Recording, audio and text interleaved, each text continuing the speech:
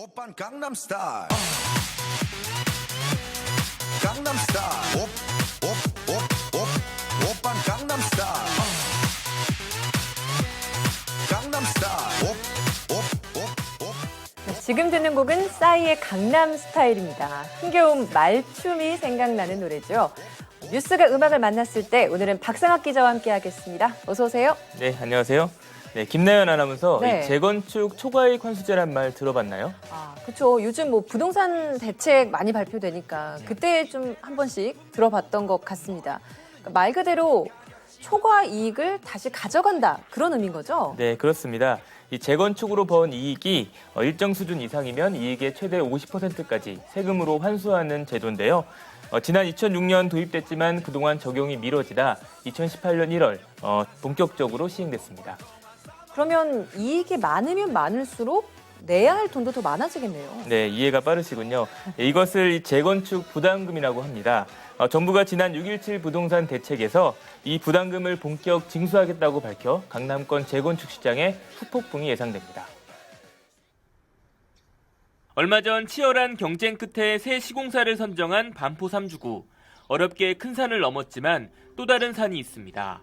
조합이 시공사와 본계약을 마치면 30일 내에 서초구청에 재건축 부담금 자료를 제출해야 하고 다시 30일 내에 부담금 예정액을 통보받습니다.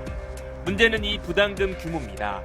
정부의 시뮬레이션을 보면 강남권 한 단지의 부담금은 최대 7억 원이 넘습니다.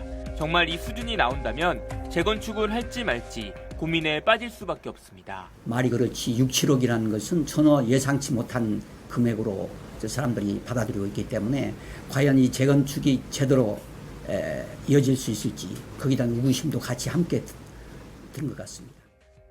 반포 3주구 외에도 최근 시공사를 선정한 방배 3익, 신반포 21차도 곧 재건축 부담금을 통보받습니다. 부담금은 준공 시점의 집값에서 시작 시점 집값과 개발 비용 등을 제한 이익이 1인당 3천만 원을 초과하면 차익의 최대 50%를 내야 하는데 강남 재건축 단지는 사실상 모두 50%에 해당합니다. 그동안 이중과세 등 재산권 침해 논란 속에 용산구 한남연립이 헌법소원을 청구했지만 6년 만인 지난해 12월 합헌 판결이 나왔습니다. 이제 헌법재판소에서도 이제 재건축 초과이익 환수제가 집값을 이제 안정시키고 그리고 투기 수요를 막는 적합한 수단이다라고 인정을 한 거죠. 하지만 우려의 목소리는 계속 나옵니다. 재건축 부담금은 중간에 집주인이 바뀌어도 준공인가 시점에 조합원에게 부과됩니다.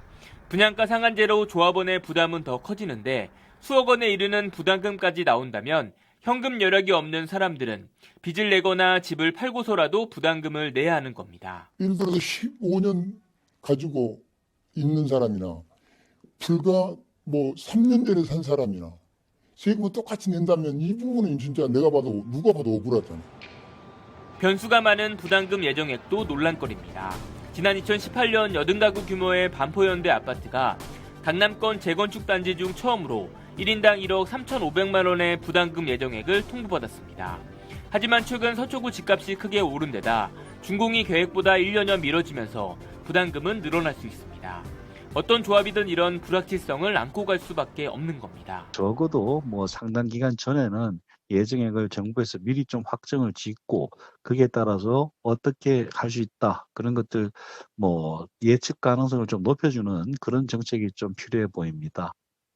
다만 국토부는 시작과 종료 시점에서 동일한 공시 비율을 적용하도록 법을 개정했는데 이는 부담금을 낮추는 요인이 될 수 있습니다.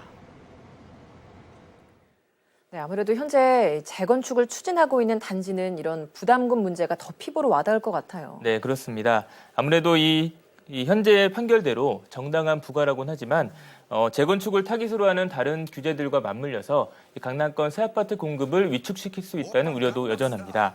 이 부동산 정책이 강남권 재건축 위주로 흘러가는 것을 보면 이 부동산 정책도 강남 스타일한 말과 어울리지 않을까 하는 생각으로 오늘 노래를 골라봤습니다. 네, 박 기자 잘 들었습니다.